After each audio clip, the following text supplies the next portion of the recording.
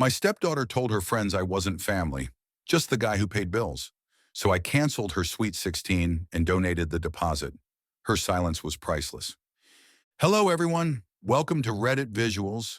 I'm a 43-year-old guy, and for the last 7 years, I've been in a relationship with a woman named Karen. Yeah, I know. That's her real name. And trust me, it's fitting. But this isn't about her. This is about her daughter, Ava, who just turned 16. Or rather, would have if things had gone according to plan. Let me start by saying I didn't grow up dreaming of becoming a stepdad. It's not exactly the kind of title you strive for. But when I met Karen, she was this charming, headstrong, single mom who seemed like she was juggling the world on her back. I admired that. Ava was 9 then, a quiet, serious kid who clung to her mom's side like a second shadow. I didn't try to replace her dad. I just tried to show up. Consistently. Quietly. Always. And I did. I paid for school supplies, signed permission slips, helped fix a science fair volcano that exploded the night before the presentation. I went to her middle school play and clapped the loudest, even though she only had 3 lines. I was there. Always there. Her biological father? Ghost. He'd pop in once a year with some Instagrammable gift and a last-minute cancellation for Christmas. Ava adored him anyway. I never complained. I figured eventually she'd see the difference. I wasn't there for recognition. I was there because I loved her mother, and over time I loved her too. Or at least the version of her I thought I knew. Fast forward to about 6 months ago. Ava started planning her sweet 16. She'd been dreaming about it for years. Pinterest boards, late-night rants about themes and dresses. It was the one thing she talked about nonstop, and honestly, I was happy to help. I wanted her to feel special. I offered to pay. She didn't ask. I volunteered. Karen said it was our gift to her daughter. I didn't correct her. The venue alone was $4,000, deposit paid. The dress, custom-made, imported, disgustingly expensive. But Ava's eyes lit up when she tried it on. I wrote the check. The cake? 5 tiers of fondant and glitter and edible gold. It looked like a Vegas monument. I paid for that too. I watched her get excited, animated. I hadn't seen her like that in years. And for a while, it felt like maybe this would be a turning point. Then came the moment that flipped everything. One afternoon, I came home early from work. Karen and Ava weren't back yet, but Ava's voice drifted from the backyard.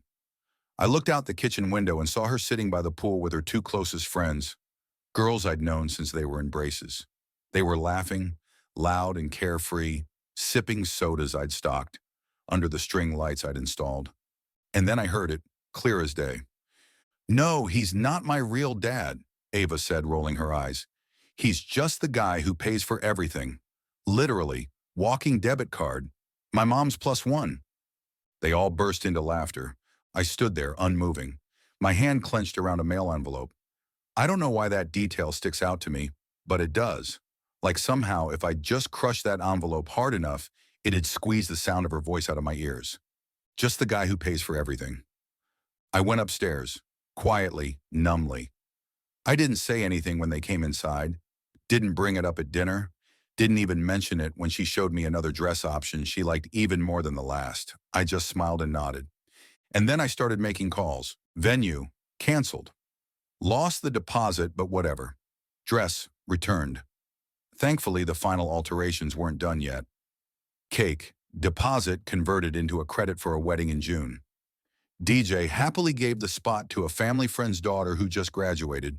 And then came the kicker. I took the remaining money, the rest of the party budget, and donated it to a foster care program that hosts birthday parties for kids who've never had one. I sent them the receipts. I made the donation in Ava's name. The day before her sweet 16, I sat Ava down with Karen. Ava looked confused. "Are we doing a surprise party or something? Why aren't we going to the venue to set up?" Karen looked at me, eyes narrowed like she could feel something brewing. I didn't raise my voice, didn't try to make it dramatic. I simply said, "There is no party. It's been canceled, and the money was donated." Silence. Karen blinked first. "What do you mean canceled? You said—" "I was under the impression I was doing this for someone who considered me family," I replied evenly. "Not a walking debit card." Ava's face drained of color. Her lips parted, like maybe she'd try to deny it. But I wasn't giving her the chance. I heard what you said to your friends. Every word. You didn't just hurt me, Ava. You made it clear that all this, everything I've done, meant nothing to you. That I'm nothing to you. So you get nothing from me. Karen started to speak, but I held up a hand. I've never asked to be her dad. I just wanted to be someone she could count on. But if all I am is a bank account in the background, then I'm closing that account. Permanently. Karen's voice was tight. She's just a teenager. They say things. You're going to punish her for a joke? I looked at Ava, who hadn't said a single word. Not sorry, not I didn't mean it, not even a pathetic excuse. Just silence. And that was enough. She can still have a birthday, I said. Just not one paid for by someone who doesn't matter. I got up, walked away, and for once no one followed me. The fallout was exactly what you'd expect. Karen called me cold, accused me of sabotaging her daughter's milestone. I reminded her that she had another parent. Maybe he'd like to throw a party for his daughter. Spoiler, he didn't. Ava didn't get a party, not even a cake. Her biological dad sent her a happy birthday text with a Starbucks gift card. I guess that's what real family looks like. Over the next few weeks, things got awkward.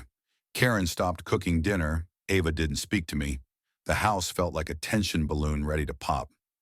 Eventually, I sat Karen down and told her we needed space. Not a breakup, yet, but space. Because I couldn't keep showing up in a home where I was invisible until my wallet opened. She cried, said she understood, said she'd talk to Ava. I don't know what was said between them, but the next day, Ava left a note on the counter. It said, "I'm sorry." That's it. No explanation. No acknowledgement of what she'd done. No attempt to make things right. I didn't respond. Didn't need to. A few weeks later, Ava asked if we could talk.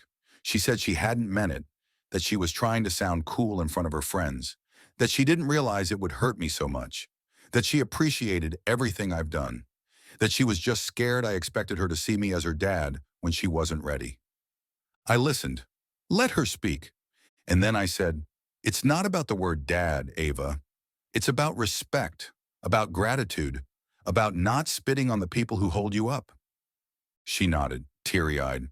For the first time, I believe she might have actually felt something. But forgiveness isn't a party you just RSVP to. It's a process. We're in that process now. Slow, quiet, careful. But you know what I don't regret? That donation.